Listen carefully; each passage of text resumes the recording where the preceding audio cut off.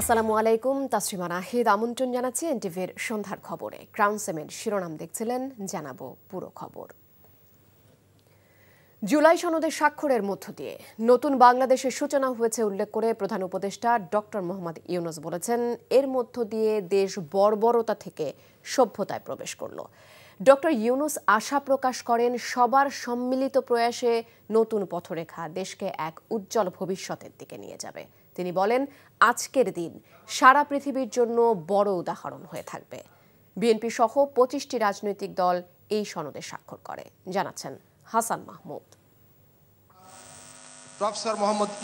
ছুটির দিনের বিকেলে সংসদের দক্ষিণ প্লাজায় হেমন্তের টিপটিপ বৃষ্টি উপেক্ষা করেই জুলাই জাতীয় সনদ স্বাক্ষর অনুষ্ঠানের ঐতিহাসিক পটভূমি রচিত হলো। জুলাই সনদে স্বাক্ষর করেন প্রধান উপদেষ্টা ডক্টর মোহাম্মদ ইউনূস। একই সঙ্গে BNP, Jamaat Islami, AB party, গণসংহতি আন্দোলন সহ 25টি রাজনৈতিক দল আনুষ্ঠানিক স্বাক্ষর করে ঐতিহাসিক এই জুলাই সনদে। পরিমার্জনের মধ্য দিয়ে বক্তব্যে প্রধান উপদেষ্টা বলেন, জুলাই জাতীয় সনদ স্বাক্ষরের এই দিন পৃথিবীর জন্য বড় এক উদাহরণ হয়ে থাকবে। আমরা বর্বরতা থেকে সভ্যতায় আসলাম। আমরা এক বর্বর জগতে ছিলাম, যেখানে আইন কানুন ছিল না, মানুষের ইচ্ছায় যা ইচ্ছা তা করতে পারত, এবং এমন সভ্যতা আমরা গড়ে তুলব, মানুষ ঈর্ষার চোখে আমাদেরকে দেখবে। ঐকমত্য কমিশন ও রাজনৈতিক দলগুলো অসম্ভবকে সম্ভব করেছে উল্লেখ করে ডক্টর ইউনূস বলেন, তারা ইতিহাসে অক্ষয় হয়ে থাকবে। এই পরিবর্তন দেশকে সামনের দিকে নিয়ে যাবে। কাজে প্রমাণ করতে হবে যে আমরা সেই সভ্যতা অর্জন করেছি। আমাদের রাজনৈতিক নেতারা আমাদেরকে সে পথ দেখিয়েছেন। সবাই মিলে এমনভাবে নির্বাচন করব, কোন দুনিয়ার কোনো কেউ এসে বলতে পারবে না এখানে ক্ষতি হয়েছে, এখানে গোলমাল হয়েছে, এই কথা যেন বলতে না পারে। বাইরের লোক এসে কেন আমাদেরকে বলবে তোমরা এটা ঠিক করে নাই, ওটা ঠিক করে নাই। আমরা কি জাতি হলাম? তরুণরাই ভবিষ্যতের পথ দেখাবে উল্লেখ করে ডক্টর ইউনূস বলেন, সনদ পরবর্তী দেশ গড়তে হবে পরবর্তী সরকারকে। আমাদের তরুণরা ছাড়া পৃথিবীতে এত তরুণ দিতে পারে, এত তাজা শক্তি দিতে পারে, এত সৃজনশীল মানুষ দিতে পারে, এত বিশ্বস্ত মানুষ দিতে পারে, দেশ খুঁজে পাওয়া যাবে না। কাজে সেই দেশকে গঠন করার দায়িত্ব আগামী সরকারকে নিতে হবে, পরবর্তী সরকারগুলোকে নিতে হবে। অনুষ্ঠানে জাতীয় ঐকমত্য কমিশনের সহসভাপতি সবার প্রতি কৃতজ্ঞতা পেশ করেন।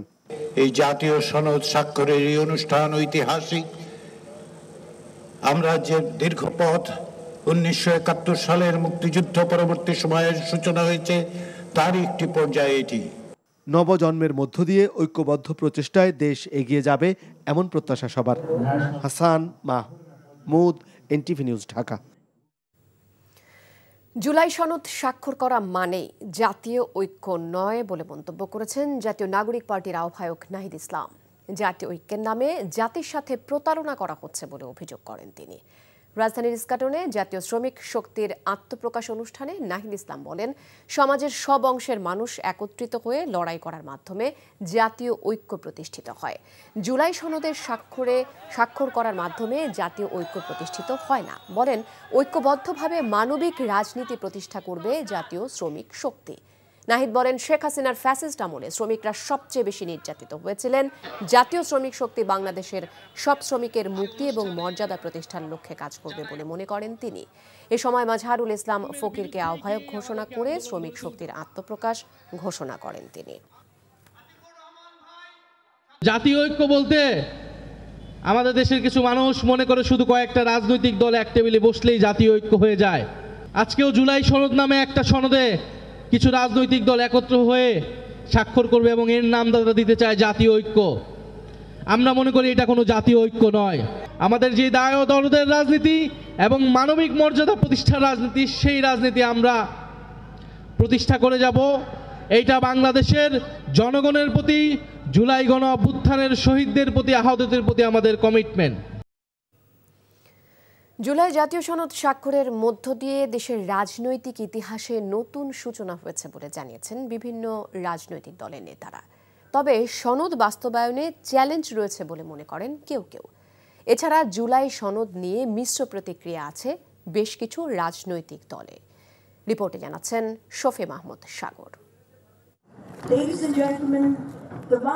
দিনভর শঙ্কা, উৎকণ্ঠা আর অনিশ্চয়তার ভেতর অবশেষে স্বাক্ষরিত হলো জুলাই জাতীয় সনদ। বৈরী আবহাওয়ার কারণে নির্ধারিত সময়ের প্রায় আধা ঘন্টা পর শুরু হয় মূল অনুষ্ঠানের। বিকাল 4টার পর একে একে উপস্থিত হন উপদেষ্টারা সহ রাজনৈতিক দলগুলোর প্রতিনিধিরা। জুলাই সনদ নিয়ে আরও আলোচনা হবে জানিয়ে উপদেষ্টারা বলেন, সনদ স্বাক্ষরের মধ্য দিয়ে রাজনৈতিক দলগুলো সংস্কারে অঙ্গীকারবদ্ধ হয়েছে। এখানে কিছু কিছু নোট অফ ডিসেন্ট আছে। এখন এই নোট অফ ডিসেন্ট গুলো কেমন করে আমরা মিনিমাইজ করব এবং যারা আজকে স্বাক্ষর করছেন না তারা কেমন করে সংযুক্ত হবেন ভবিষ্যতে নিশ্চয়ই সেটা নিয়ে কাজ করব। আলী রিয়াজ সাহেব অলরেডি বলছেন যে কিছু কিছু সংযোজন করবেন, তা আমরা আরও এটাকে পরিবর্তন নিয়ে করে সবার জন্য গ্রহণযোগ্য একটা ভার্সন আমরা তৈরি করব। সনদে স্বাক্ষরের পর বিএনপি নেতারা জানান, সনদ প্রণয়নে সাংবিধানিক ভারসাম্য তৈরি হয়েছে। এই সনদ স্বাক্ষরের মধ্য দিয়ে বাংলাদেশের রাজনৈতিক ইতিহাসে একটি নতুন অধ্যায়ের সূচনা হলো। আমি সেই জন্যে ডক্টর মোহাম্মদ ইউনূস এবং সমস্ত রাজনৈতিক দল এবং সংস্কার কমিশনের যারা কাজ করেছেন এবং সমস্ত রাজনৈতিক দলগুলোকে আমি ধন্যবাদ এবং কৃতজ্ঞতা জানাচ্ছি। এটা যাত্রা, এগুলো বাস্তবায়নের মধ্য দিয়ে আমরা একটি গণতান্ত্রিক এবং গণতান্ত্রিক সংস্কারের মধ্য দিয়ে রাষ্ট্র কাঠামো আমরা অর্জন করতে পারবো। যে রাষ্ট্র কাঠামোর মধ্য দিয়ে আমাদের নতুন যাত্রা শুরু হবে। শক্তিশালী গণতান্ত্রিক প্রতিষ্ঠান নির্মিত হবে, সাংবিধানিক প্রতিষ্ঠানগুলো নির্মিত হবে, রাষ্ট্রের সকল ক্ষেত্রে ভারসাম্য প্রতিষ্ঠা হবে। সনদ স্বাক্ষরিত হয়েছে। আমরা গত 8-9 মাস যাবৎ এটার পিছনে কাজ করছি,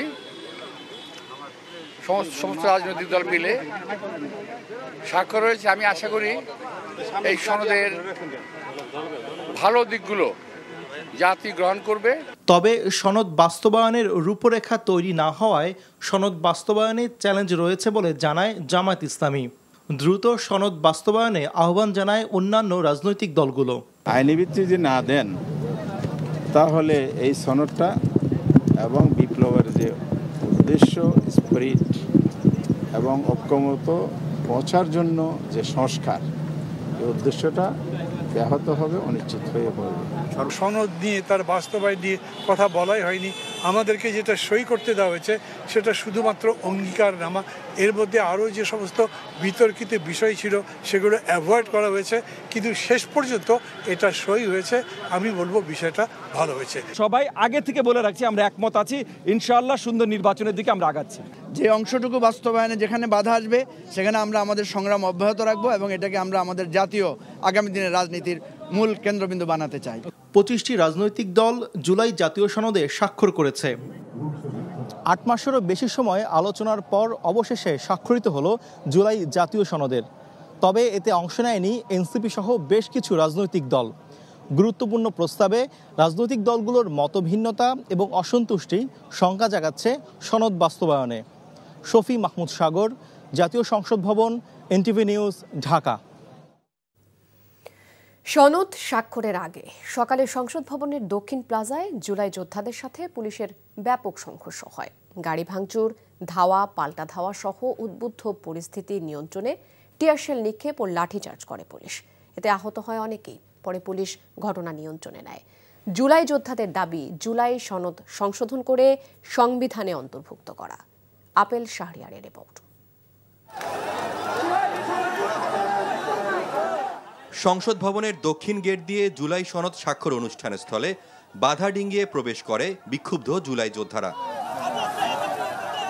বিক্ষুব্ধরা মঞ্চ থেকে সরে না গেলে আইনশৃঙ্খলা বাহিনীর সদস্যরা লাঠি চার্জ ও টিয়ার সেল নিক্ষেপ করে।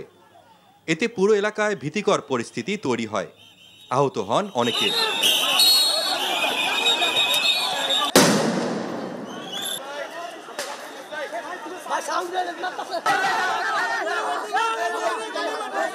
জুলাই জাতীয় সনদে জুলাই যোদ্ধাদের অবমূল্যায়ন, স্বীকৃতি না দেওয়া এবং সংবিধানে তা অন্তর্ভুক্ত না করা, অর্থাৎ আইনি ভিত্তি না থাকার অভিযোগ আন্দোলনকারীদের। আমরা আজকে গেছিলাম যে আমাদের জুলাই সনদ এটা সংশোধন করেন, সংশোধন কইরা আমাদের যেটা প্রাপ্য ওইটা আমাদের উল্লেখ করে দেন, আমরা এখান থেকে চলে যাব। আমরা যদি সংসদের ভিতরে না থাকি এই জুলাই সংসদ এই যে সনদটা কাকে শোনাবে? ওরা ভিতরে থেকে আমাদেরকে গুলি করছে, আমাদের অনেক ভাই ইনজুর্ড হয়েছে, পা ভেঙে গেছে অনেকের, আবার নতুন করে হাত ভেঙে গেছে। তবে জুলাই যোদ্ধাদের প্রতি মঞ্চ থেকে সরে যাওয়ার অনুরোধ জানিয়ে ঐক্যমত্য কমিশনের সহসভাপতি বলেন, জুলাই সনদে জরুরি সংশোধনগুলো অন্তর্ভুক্ত করা হয়েছে।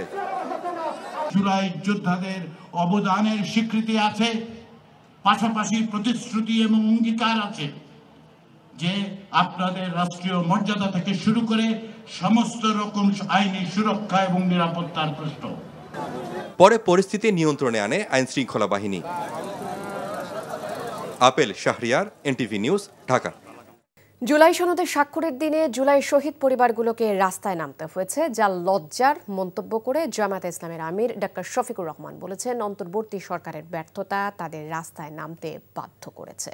রাজধানীর সেনপাড়া পর্বতা ঈদগাহ মাঠে কাফরুল দক্ষিণ থানা শাখা আয়োজিত শ্রমিক সমাবেশে এই মন্তব্য করেন তিনি। বলেন, দেশের ইতিহাসে জামায়াতের মতো আর কাউকে জুলুম নির্যাতনের শিকার হতে হয়নি। মজলুমদের কষ্ট জামায়াত ইসলামী সব থেকে ভালো অনুভব করে। জুলাই পরবর্তী নতুন বাংলাদেশে আর কাউকে জুলুম, দুর্নীতি এবং চাঁদাবাজি করতে দেয়া হবে না বলেও হুঁশিয়ারি উচ্চারণ করেন তিনি। ডক্টর শফিকুর রহমান বলেন, তার দল সকলের জন্য ন্যায় বিচার কায়েম করবে। সকল অপকর্ম থেকে সমাজকে মুক্ত না করা পর্যন্ত লড়াই চালিয়ে যাবার কথাও জানান তিনি। সাংবিধানিক স্বীকৃতি দিন, তাদের প্রতি মর্যাদা দেখান, কিন্তু না, আমাদের ইন্টারিম সরকার তা দেখাতে ব্যর্থ হয়েছে বলেই আজকে তারা সংসদের দক্ষিণ প্লাজায় অবস্থান নিয়েছিল। আজকে তাদের দাবির জন্য যেদিন জুলাই সনদে স্বাক্ষর হবে সেই দিনটি পর্যন্ত তাদেরকে রাস্তায় নামতে হচ্ছে। আমি মনে করি এই জাতির জন্য এটি লজ্জাস্কর। রাজধানীর মালিবাগে ফরচুন শপিং মলে আলোচিত 500 ভরি স্বর্ণালংকার চুরির ঘটনায় স্বর্ণালংকার সহ 4 জনকে গ্রেপ্তার করেছে ঢাকা মহানগর গোয়েন্দা পুলিশ। এদের মধ্যে শাহিনের নেতৃত্বে এই চুরির ঘটনা হয়েছে বলে জানানো হয়। ডিবি বলছে, শাহিনের সাথে সুমন নামে অপরজন জুটি বেঁধে এর আগেও কাকরাইলে কর্ণফুলী গার্ডেন সিটিতে জুয়েলারির দোকানে চুরি করেছিল। পুলিশ জানায়, পেশাদার চোর চক্রের একটি গ্রুপ 3 মাস রেকির পর এই চুরির ঘটনা ঘটায়। চুরির পর আসামিরা চট্টগ্রাম, ফরিদপুর ও বরিশালে পালিয়ে গা ঢাকা দেয়। শাহিনকে গ্রেপ্তার করা গেলেও সুমন পলাতক। শাহিন সুমন জুটি 2021 সালে কাকরাইলে কর্ণফুলী গার্ডেন সিটিতে স্বর্ণের দোকানে বোরকা পরে চুরির ঘটনায় জড়িত ছিল। জেল থেকে ছাড়া পেয়ে তারা আবারও একই পন্থায় এই চুরি করে। আমরা ডিবি ছায়া তদন্ত শুরু করে আমরা 2 থেকে 3 দিনের মধ্যে একটা গ্রুপকে চিহ্নিত করতে পারি। চিটাগাং যায় তারা প্রথমে গ্রেপ্তার করে শাহিন মাতব্বরকে, তারপরে ওখান থেকে ঢাকা আসা হয়। ঢাকা এসে আমরা গ্রেপ্তার করি নুরুল ইসলাম নামে, যে এই ঘটনার এখানকার কোঅর্ডিনেটর হিসেবে কাজ করছে। প্রায় 200 ভরি স্বর্ণ আমরা উদ্ধার করি, আর সামান্য কিছু রূপা উদ্ধার করা হয়েছে। টানা ব্যর্থতার পরও অধিনায়ক মেহেদী হাসান মিরাজেই আস্থা রাখছেন বাংলাদেশের কোচ ফিল সিমন্স। ওয়েস্ট ইন্ডিজের বিপক্ষে মিরপুরের চিরচেনা উইকেটেই আগামীকাল প্রথম ওয়ানডেতে মাঠে নামছে বাংলাদেশ। ঘরের মাঠে অবশ্য মিরাজদেরই এগিয়ে রাখলেন ক্যারিবীয় কোচ ড্যারেন স্যামি। রিপোর্ট কুশল ইয়াসেরের। প্রশ্নবোধক চিহ্ন নিয়ে শুরু হচ্ছে মেহেদী হাসান মিরাজের ওয়েস্ট ইন্ডিজ সিরিজ। এখন পর্যন্ত 10 ম্যাচে 9টিতেই হেরেছে তার নেতৃত্বাধীন বাংলাদেশ। ঢাকার ঐতিহাসিক স্থাপনা লালবাগ কেল্লায় ট্রফিসহ 2 অধিনায়কের ফটো সেশনে নির্ভর থাকলেও বড় চ্যালেঞ্জ অপেক্ষা করছে মিরাজের জন্য। যদিও কোচ ফিল সিমন্স বলছেন, মিরাজ অধিনায়ক হিসেবে ঠিকঠাক দায়িত্ব পালন করলেও জয় পেতে হলে দল হিসেবে খেলতে হবে। নিঃসন্দেহে মিরাজ ভালো অধিনায়ক। 200 রানের পরাজয় দেখে তার অধিনায়কত্ব বিবেচনা করা বোকামি। মাঠে তার অধিনায়কত্ব বেশ ভালো, তবে ম্যাচ জয়ের জন্য রানও করতে হবে। মিরপুরে কালো পিচ বেশ আলোচনায়। স্পোর্টিং উইকেট নয়, এবারও মন্থর গতির উইকেটই দেখা যাবে। সাধারণত মিরপুরে উইকেট যেমন আচরণ করে, ধারণা করছি এবারও তেমনই থাকবে। সবশেষ 2018 সালে বাংলাদেশের মাটিতে জয় পেয়েছিল ক্যারিবীয়রা। তবে আফগানদের বিপক্ষে হোয়াইট ওয়াশ হয়ে ব্যাকফুটে স্বাগতিকরা। ক্যারিবীয় কোচ মিরাজদেরই এগিয়ে রাখছেন। ঘরের মাঠে খেলবে বাংলাদেশ, কন্ডিশন সমর্থক সবই তাদের পক্ষে থাকবে, অবশ্যই তারা এগিয়ে থাকবে। আমাদের কাজ একটাই, কন্ডিশনের সঙ্গে নিজেদের মানিয়ে নেওয়া এবং নিজেদের মেরে ধরা। এখন পর্যন্ত 12টি সিরিজ খেলে সমান 6টিতে জয় পেয়েছে দুই দল। সব মিলিয়ে 20 ম্যাচের বাংলাদেশের জয় 9টিতে, আর ওয়েস্ট ইন্ডিজ জয় পেয়েছে 10 ম্যাচে। একটি ম্যাচ পরিত্যক্ত হয়। কুশল ইয়াসির, এনটিভি নিউজ, ঢাকা। সম্প্রতি ফিফা অনূর্ধ্ব 20 বিশ্বকাপে ব্যবহৃত হয়েছে বেগুনি কার্ড, যা নিয়ে প্রশ্ন উঠেছে ফুটবল বিশ্বে। সেটি নিয়েই ব্যাখ্যা দিয়েছে ফিফা। ফুটবলে এতদিন খেলা পরিচালনায় 2 ধরনের কার্ড ব্যবহার করা হলেও এবার চালু হয়েছে নীল ও বেগুনি কার্ড ব্যবহারের নিয়ম। তবে এই 2 কার্ড রেফারির নয়, এগুলো দলের জন্য নির্ধারিত এবং যেসব প্রতিযোগিতায় ভিএআর নেই সেসব প্রতিযোগিতায় 2 দলের কোচরা এটি ব্যবহার করতে পারবেন। তবে এই কার্ড ব্যবহার করে সিদ্ধান্ত দলের পক্ষে গেলে আবারও তা ব্যবহারের সুযোগ পাবেন তারা, তবে বিপক্ষে গেলে এই সুবিধা বাতিল হবে। এদিকে ফুটবল র্যাঙ্কিংয়ে 183 নম্বরে উঠে এসেছে বাংলাদেশ। এই ছিল সন্ধ্যার খবরে। এই খবরের ভিডিও সহ আপডেট জানতে ভিজিট করুন এনটিভি অনলাইন www.ntvpd.com।